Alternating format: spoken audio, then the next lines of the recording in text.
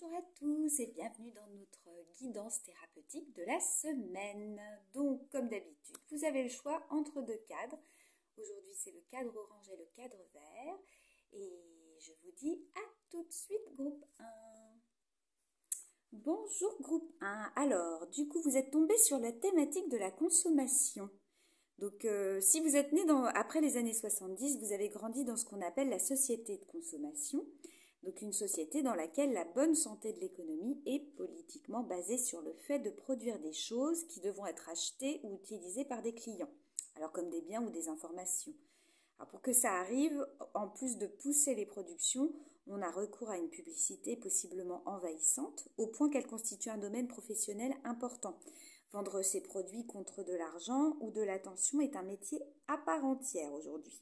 Donc la conséquence de tout ça, c'est qu'il devient très difficile de ne consommer que des choses dont on a besoin en fait. Et à plus forte raison si notre système de récompense interne est très sensible. Parce que dans ce cas, on veut absolument ressentir du plaisir via la dopamine or et consommer peut le permettre. Donc, on n'est pas tous égaux face à cette consommation. Il y a ce poids social que je viens de décrire, mais aussi parfois il y a des histoires familiales qui créent des angoisses de manquer, qui nous font consommer beaucoup ou des rapports aux besoins qui sont compliqués par exemple. Donc ça peut être intéressant de se pencher sur sa manière, votre manière de consommer pour entrevoir comment ça révèle certains enjeux psychologiques chez vous. Donc pour vous, groupe 1, comment est votre rapport à la consommation ? Quelles sont les choses que vous consommez le plus ? Est-ce que c'est des biens matériels, des informations, des relations, de la nourriture, d'autres choses ? Quelles sont les émotions qui vous génèrent le fait de consommer ces choses-là ? Qu'est-ce qui se passerait en vous si vous en consommiez moins ?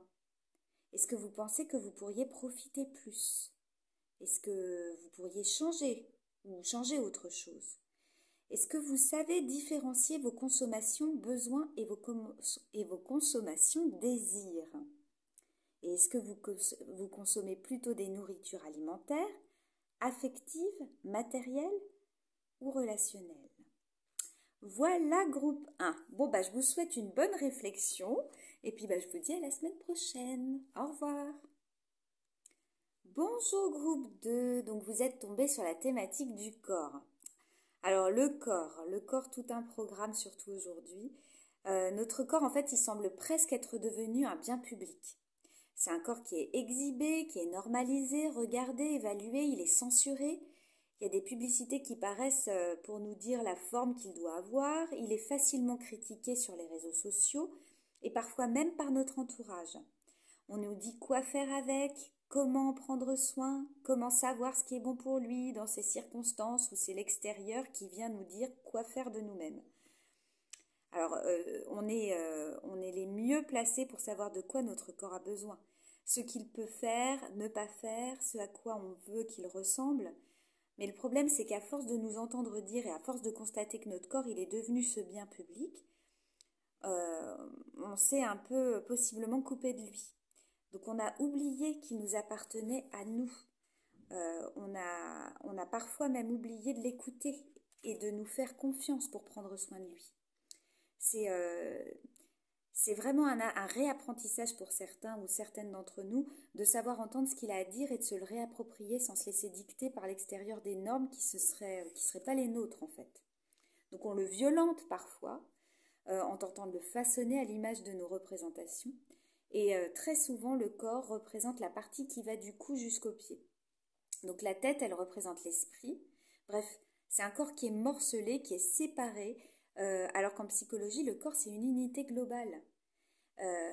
Donc cette carte corps, elle vous invite vraiment à vous interroger, aussi bien sur la façon dont vous vivez votre corps, corps éprouvé, sensations, ressentis internes, douleurs éventuelles, gènes, zones érogènes, que sur votre image.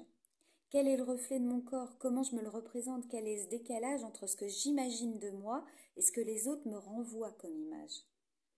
Donc, groupe 2, c'est super intéressant. Hein.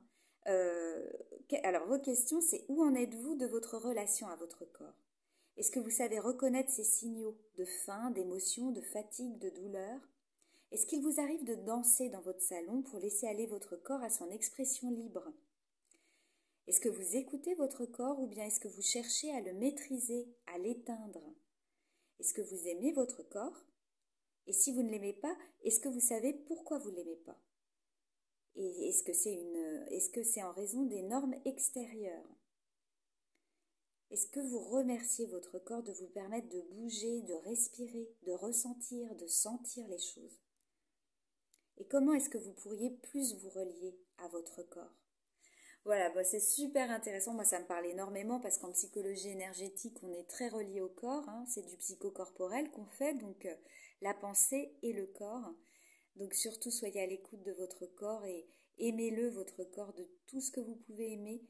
En tout cas, faites tout pour l'aimer, votre corps, parce que vraiment, c'est votre meilleur ami, même si des fois, on a l'impression que c'est pas le cas, mais vraiment, votre corps, il vous envoie des messages, il vous dit des choses. Et si vous commencez à l'écouter, bah, vous allez de plus en plus l'adorer. Voilà, bah écoutez, je vous souhaite une très bonne journée et je vous dis à la semaine prochaine. Au revoir.